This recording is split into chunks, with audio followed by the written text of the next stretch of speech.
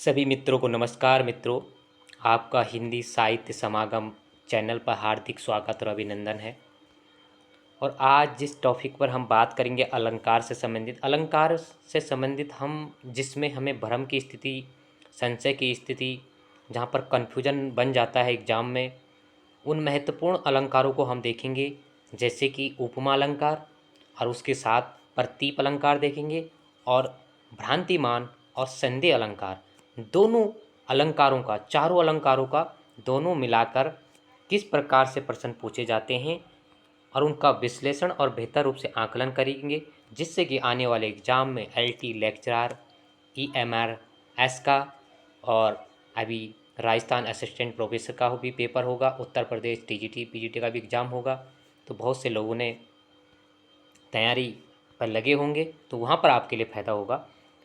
तो देखते हैं कि अलंकार जो है, अलंकार सर्वप्रथम हम जानते हैं कि अलम धनकार, अलम का अर्थ होता है आभूषण, और कार का अर्थ होता है करने वाला, मतलब अलंकृत या शोभित या भूषित करने वाला। अब देखते हैं कि अलंकार, जो अलंकारवादी, एक आपने नेट जीआरएफ में पढ़ा होगा, उस सिलेबस में, पाठ्यक्रम में पूर्ण रूप से हमें जो है संप्रदाय पढ़ने पड़ते हैं। अलंकार, रस जो हैं, इस प्रकार से बहुत से संप्रदाय हमें पढ़ने पड़ते हैं, तो वहाँ पर इसका आकलन और विश्लेषण बेहतर रूप से किया जाता है। तो देखते हैं कि इस अलंकार जो संप्रदाय या इसके जनक थे वो कौन थे। तो अलंकार संप्रदाय के जो जनक थे वो भामा थे। इसके साथ महत्वपूर्ण आचार्य हुए और दंडी, तो दंडी भी बहुत ही महत्वपूर्ण आचार्य थे। तो कभी डायरेक्ट क्वेश्चन पूछा जा सकता था कि अलंकार संप्रदाय के, कई बार पूछा भी गया है कि अलंकार संप्रदाय के जो आचार्य थे, जनक थे, वो कौन थे? भामा थे। और अलंकार पर जो कार्य किया, बेहतर रूप से कार्य किया, वो दंडी ने भी किया। दंडी की पुस्तक थी काव्यदर्श और भामा की पुस्तक थी काव्य अलंकार। और अलंकार को वैज्ञानिक आधार पर आगे बढ़ाने का जो श्रेय जाता है वो रुद्रट का जाता है। तो आप इस पॉइंट को भी नोट कर लेंगे। अलंकार संप्रदाय का जनक जो है भामा है, उनकी प्रसिद्ध पुस्तक काव्य अलंकार है, और दंडी की प्रसिद्ध पुस्तक जो है काव्यदर्श है। आगे हम बात करें वैज्ञानिक ढंग से, तो वैज्ञानिक ढंग से जिन्होंने अपना कार्य किया जो अलंकार पे, वो रुद्रट ने किया था। आगे हम देखते हैं कि हमने अब अलंकार के बारे में थोड़ा सा, इसके बारे में महत्वपूर्ण जानकारी से आपको अवगत कराया। अब हम देखते हैं कि इसमें हम पढ़ेंगे भ्रांतिमान अलंकार। भ्रांतिमान की पहचान है भ्रम की स्थिति, भ्रांति, जानी समझी, एक जानिए जानो, वो वहाँ पर भी है।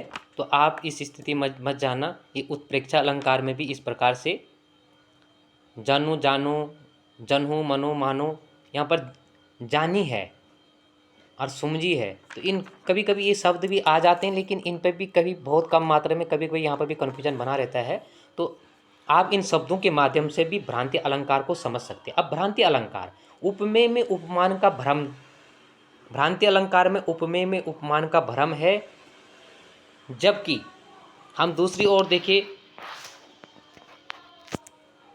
इसमें एक वस्तु को दूसरे वस्तु, आदमी एक इसका जब आकलन करता है तो एक वस्तु को दूसरे वस्तु समझना, जब एक वस्तु को हम दूसरे वस्तु समझ लेते हैं, हम ये तय नहीं कर पाते हैं कि ये वस्तु कौन सी है।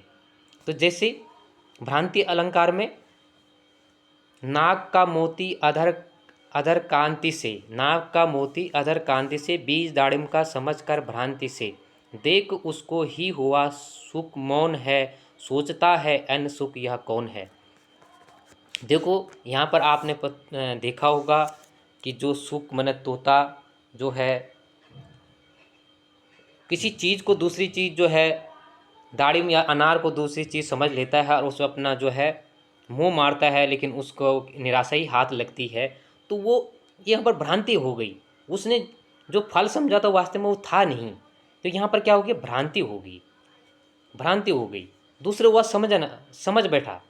तो ये तो मीन है ही, नाक का मोती अधर का क्रांति। और दूसरा, पाए महावर देन को नायन बैठी आय, फिर जानी महावरी एड़ी मिंडत जाए। तो ये भी काफ़ी प्रसिद्ध है। लेकिन इसको समझने का एक महत्वपूर्ण तरीका यह है भ्रांतिमान अलंकार का, कि इसमें कुछ शब्द ऐसे हैं कि आप समझ सकते हैं, मुंह देखकर चांद का आभास हुआ। मुंह देखकर चांद का आभास, मुंह तो देखा है लेकिन चांद का आभास हुआ। वास्तव में मुंह चांद नहीं था लेकिन आभास हुआ। वहीं दूसरी ओर संदेह अलंकार, यहाँ जो संशय बना रहता है। भ्रांति अलंकार में देखा नहीं लेकिन संदेह अलंकार में देखा, संदेह अलंकार में देखा नहीं गया, यहाँ देखा गया लेकिन दूसरी बात समझ बैठा। और यहाँ देखने में ही भ्रम हो रहा है या संशय बना हुआ है। अब संदेह अलंकार में की पहचान क्या है? या, अथवा, की और के, इन शब्दों को आप पहचान सकते हैं। व्यक्ति एक वस्तु देखकर संशय बना रहता है, निश्चय नहीं कर पाता है कि यह वस्तु है कि नहीं है।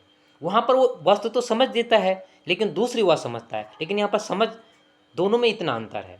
अब देखते हैं कि सारी बीच नारी है कि नारी बीच सारी है, सारी बीच की नारी है कि नारी बीच सारी है, कि सारी ही की नारी है कि नारी ही की सारी है। देखो, सारी बीच नारी है कि नारी बीच सारी है, कि सारी ही की नारी है कि नारी ही की सारी है। अब वो समझ नहीं रही कि नारी वास्तव में सारी के बीच में है या नारी ही बीच में सारी है। तो यहाँ पर उसको संशय बना हुआ है कि वास्तव में तय नहीं कर पा रहा कि नारी सारी है कि सारी नारी है। आगे हम इसका दूसरा एग्जाम्पल देखते हैं। ये तो सामान्य तौर पे ये तो सैंपल उदाहरण है, इनको तो आप आकलन कर सकते हैं। जैसे ना का मोती हो गया, पाए महावर हो गया, और ये भ्रांति मान में, और दूसरा संधि अलंकार में सारे बीच नारी है। और यह काया है या शेष उसी की छाया, यह काया है या शेष उसी की छाया। यहाँ पर ये काया है और शेष उसी की छाया, यहाँ पर भी वो संशय बना हुआ है। और दूसरा इसकी सबसे बड़ी पहचान यह है, मुख, यह मुख है कि चंद्र है, यह मुख है कि चंद्र है, वो तय नहीं कर पा रही है मुख है चांद, चांद है या इसका मुंह है।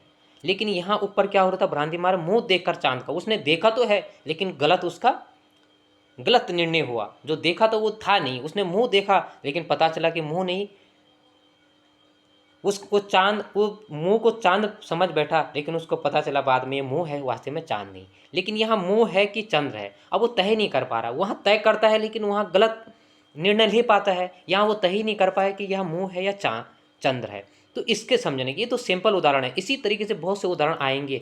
विशेष करके आप लोगों को बताना चाहूँगा, अभी पिछले बार जो क्वेश्चन पूछा गया था LT में। और एक महत्वपूर्ण बात मैं आपसे कहना चाहूँगा, कई सेंटर हैं, कई कोचिंग सेंटर हैं, कई यूट्यूब चैनल हैं, हर का माध्यम अलग अलग है बताने का। आप कहीं से भी अध्ययन कर सकते हो निसंकोच।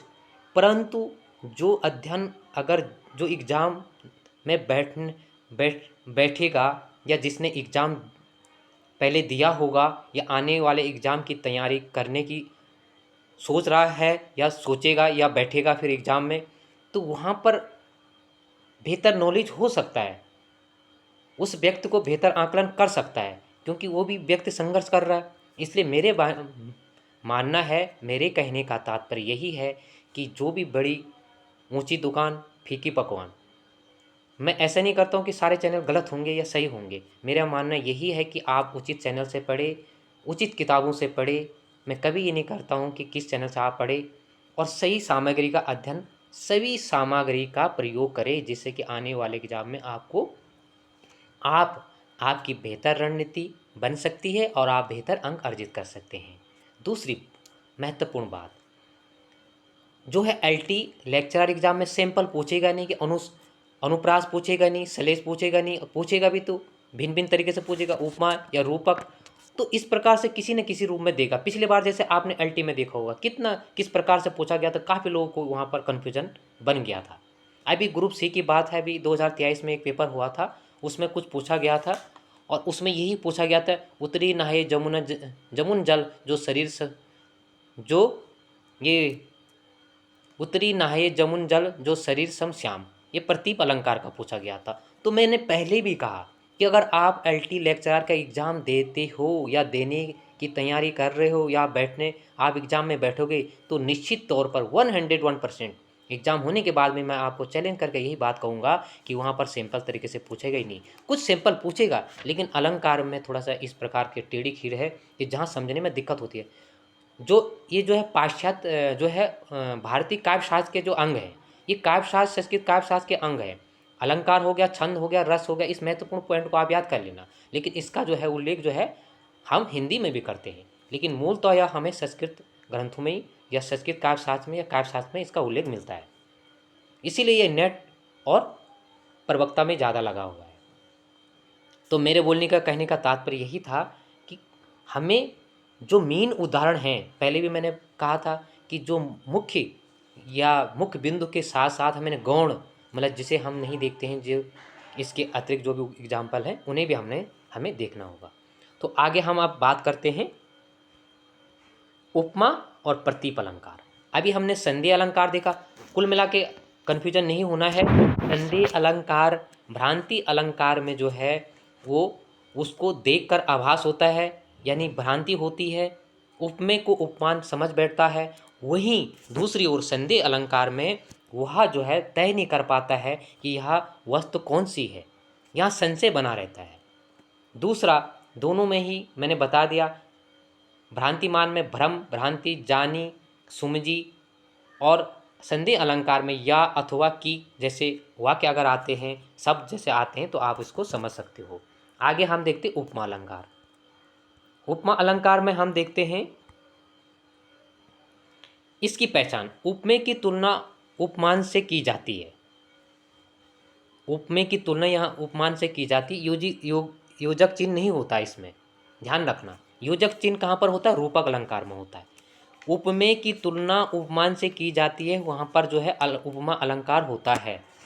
दूसरी ओर उपमा अलंकार की पहचान क्या है?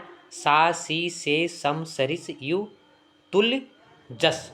ये शब्द को भी आप नोट करना। अगर आप साधारण तौर पे अलंकार को नहीं समझते हैं तो आप कुछ अव्यय जो ये शब्द हैं इस प्रकार के, उन शब्दों की पहचान के हिसाब से कर सकते हैं, क्योंकि एक अलंकार के काफ़ी 10 से 15, 20 बहुत से अनंत एग्जाम्पल हो सकते हैं।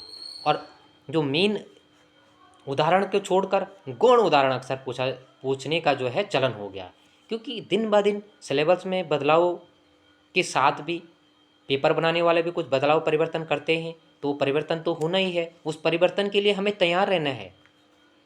अब देखते हैं यहाँ पर कि उपमा की तुलना उपमान से की जाए। यहाँ पर योजक चिन्ह होता है सा, सी, से, सम, सरिस, यु, तुल्य, जस। ऐसे वाक्यों का, ऐसे जो शब्द का प्रयोग होता है। दूसरा पॉइंट, उपमा 4 अंग हैं। कभी हमें ऐसा लगता है कि इसके 4 भेद हैं, लेकिन 4 अंग हैं उपमा के: उपमेय, उपमान, साधारण धर्म, वाचक शब्द। जबकि उपमा के 3 भेद हैं: पूर्ण उपमा, लुप्तोपमा और मालोपमा।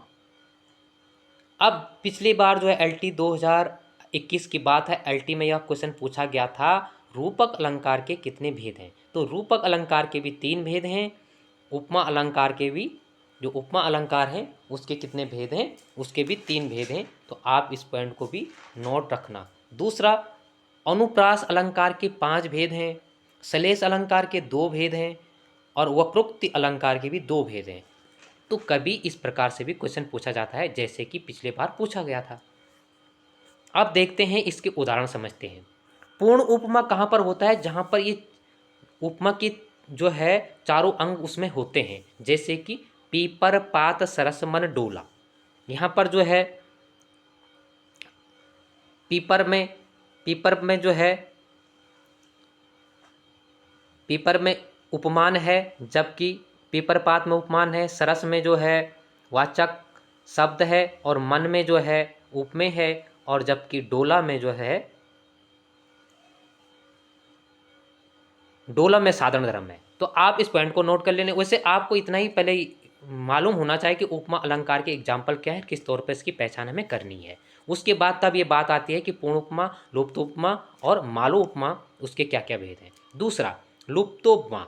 तो लुप्तो उपमा में जो है उसमें से अगर 4 अंग ना भी हो, 3 अंक हो, तो उसको हम कोई भी अंग कम हो या उससे कम हो, चारों अंग उसमें ना हो, तो तब भी उसी को ही लुप्त उपमा कहेंगे।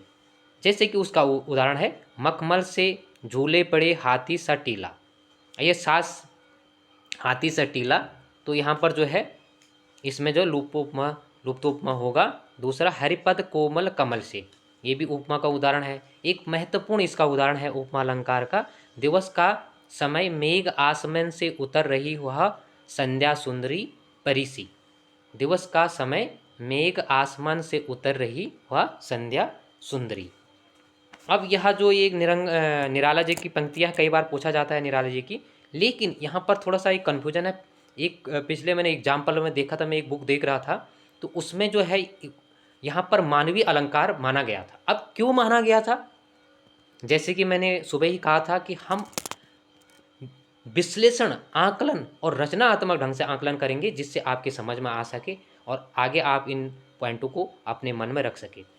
उसमें जो है मानवीय अलंकार माना गया था। और मानवीय अलंकार क्यों माना गया था? उसमें जो है आसमान से उतर रही है वह संध्या सुंदरी परी सी, इतना ही पूछा गया था।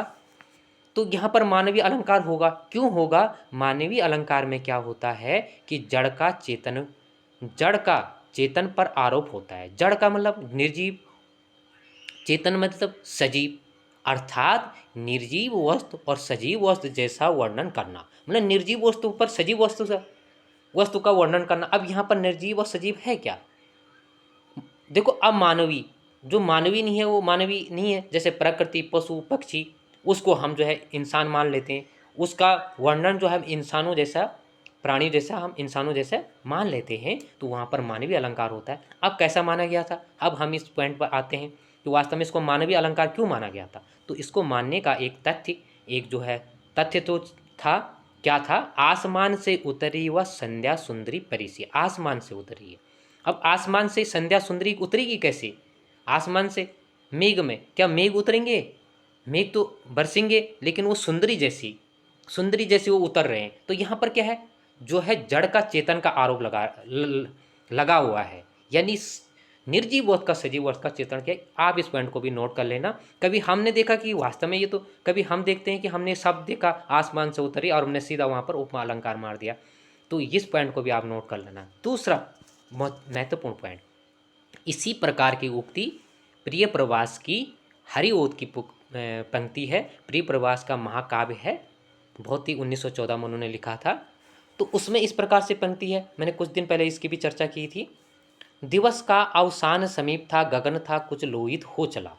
और यहाँ पर क्या है, दिवस का समय मेघ में। अब देखो, हम पीछे की पंक्ति नहीं पढ़ते हैं, आगे की पंक्ति पढ़ते हैं और सीधा ही वहाँ पर, सीधा ही कभी हमारा जो कॉन्फिडेंस है, एक होता है ना सेल्फ कॉन्फिडेंस, एक कॉन्फिडेंस होता है, एक विश्वास होता है, एक आत्मविश्वास होता है। विश्वास में तो हम थोड़ा सोच समझ करते हैं, लेकिन हमारा ज़्यादा आत्मविश्वास कभी ऐसा हो जाता है कि वो घातक बन जाता है।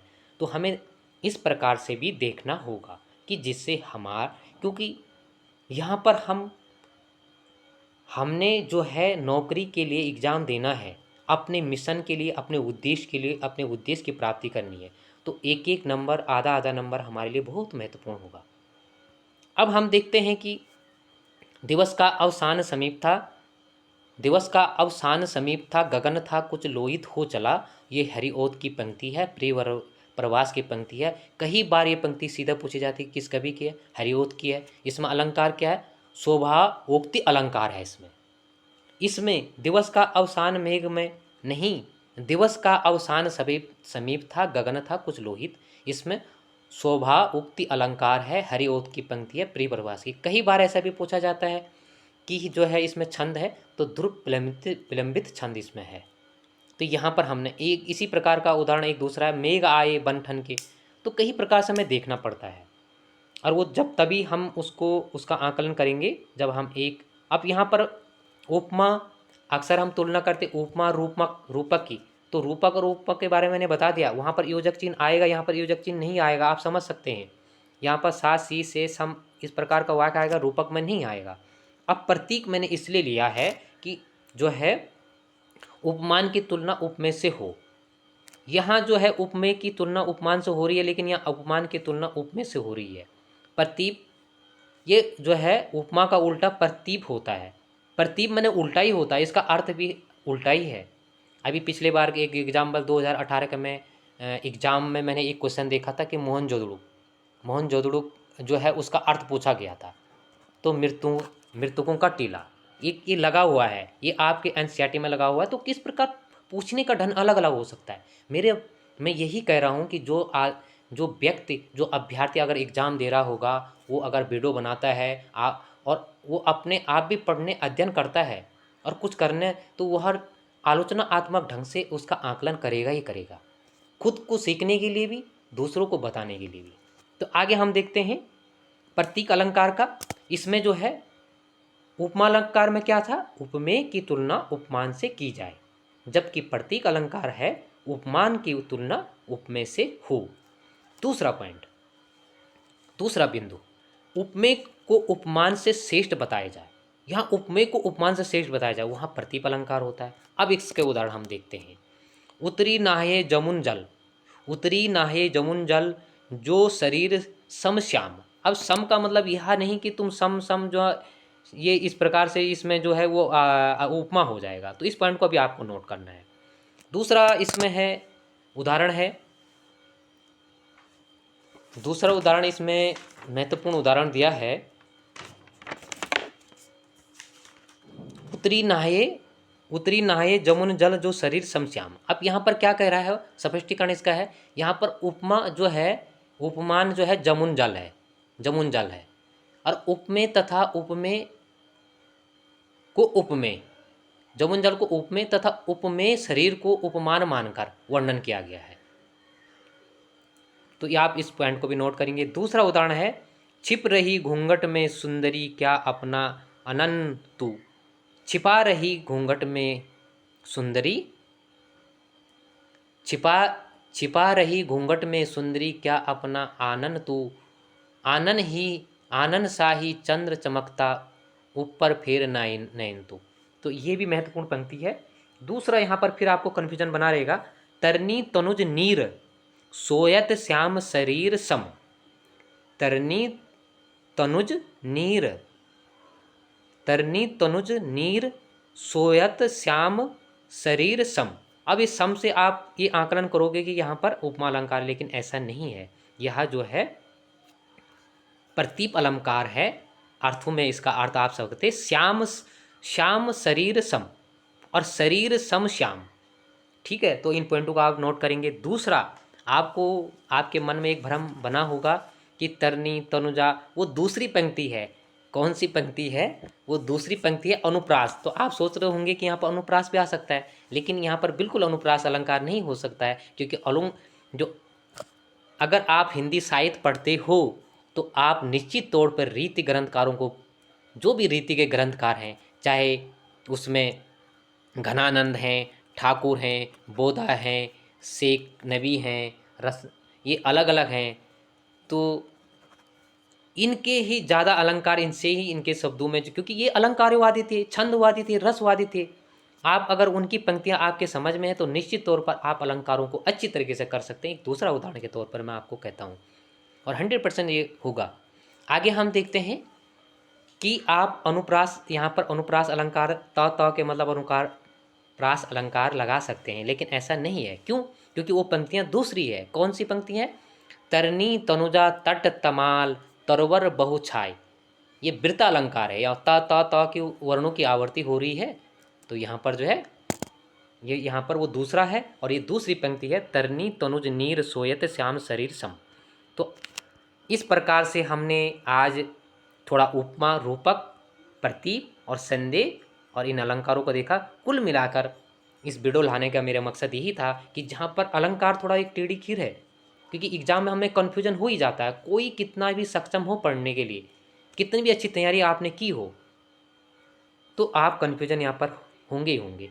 बाकी अलंकारों का विस्तार से वर्णन प्रवक्ता में है, और नेट में तो है ही। जिसने नेट का एग्जाम दिया होगा तो वहाँ पर आपको काव्य शास्त्र में पढ़ना पड़ता है, भारतीय काव्य शास्त्र में, जैसे कि मैंने पूर्व भी चर्चा की थी। अलंकार, छंद और रस, रस में भी थोड़ा आदमी कर देता है, जो है रस और उनका स्थायी भावों से थोड़ा पूछा जाता है, छंद से भी, लेकिन अलंकार से थोड़ा सा दिक्कत होती है। तो आपको जो भी चीज़ें थोड़ा कठोर लगे तो उन चीज़ों को पहले देखने का आप प्रयास करें।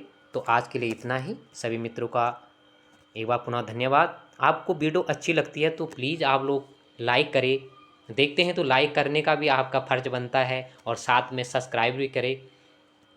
इन्हीं बातों को आज यहीं पर समाप्त करता हूँ, और पुनः बेहतर से बेहतर वीडियो लाने की मैं कोशिश करूँगा। धन्यवाद मित्रों।